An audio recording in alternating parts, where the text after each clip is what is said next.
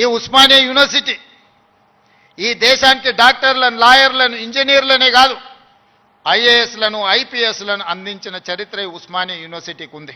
ఈ వేదిక మీద ఉన్న సిబి ఆనంద్ గారు 8991 ఈ ఉస్మానియా యూనివర్సిటీ విద్యార్థి 22 సంవత్సరాల వయసులోనే మొట్టమొదటి ప్రయత్నంలోనే ఐపీఎస్ సాధించిన యంగెస్ట్ ఐపీఎస్ ఆఫీసర్గా ఈరోజు డీజీపీ క్యాడర్లో హైదరాబాద్ కమిషనర్గా ఇక్కడి విద్యార్థి ఈ వేదిక మీద ఉన్నాడు అని అంటే ఈ ఉస్మానియా యూనివర్సిటీ ఎంత బలమైన పునాదులు వేసిందో తెలంగాణ నిర్మాణంలో ఈరోజు మనం గుర్తు చేసుకోవాలి.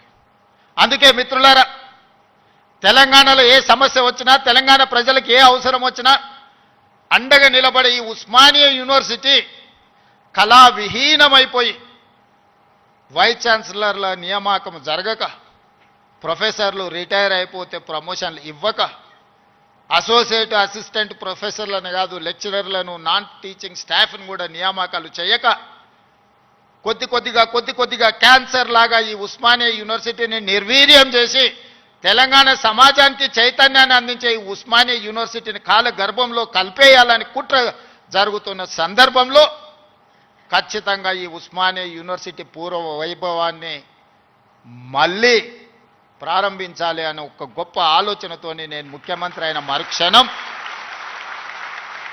ఉస్మానియా కాకతీయ యూనివర్సిటీలతో పాటు అంబేద్కర్ ఓపెన్ యూనివర్సిటీ నుంచి మొదలు పెడితే యూనివర్సిటీలను అన్నిటిని కూడా చదువుకే కాదు సామాజిక చైతన్యానికి వేదికలు కావాలి. ఈ యూనివర్సిటీల వైస్ ఛాన్సలర్కి ఒక సామాజిక స్పృహతో పాటు సామాజిక చైతన్యం ఉన్న వాళ్ళని నియమించాలి అని చెప్పి సామాజిక న్యాయాన్ని చేయడమే కాదు, చేసి చెప్పడమే కాదు, చేసి చూపించినాం.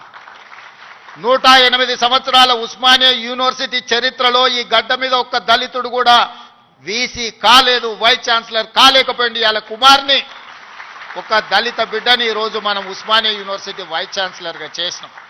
దళితుడని చెయ్యలే, ఆయనలో ఉన్న నైపుణ్యాన్ని, చదువును గుర్తించి చదువుకున్నవాడు ఈ సమాజానికి ప్రయోజకుడవుతాడని చెప్పి ఈరోజు ఒక కుమార్ను వీసీగా నియమించడం జరిగింది. ప్రొఫెసర్ చక్రపాణి గారిని ఇవాళ వైస్ ఛాన్సలర్గా నియమించడమంటే తెలంగాణ ఉద్యమంలో పాల్గొనడమే కాదు, తెలంగాణ సమాజానికి ఏమి కావాలనో ఆలోచించగలిగిన శక్తి ఉంది కాబట్టే ఈరోజు వారిని కూడా మనం వైస్ ఛాన్సలర్గా నియమించుకున్నాం.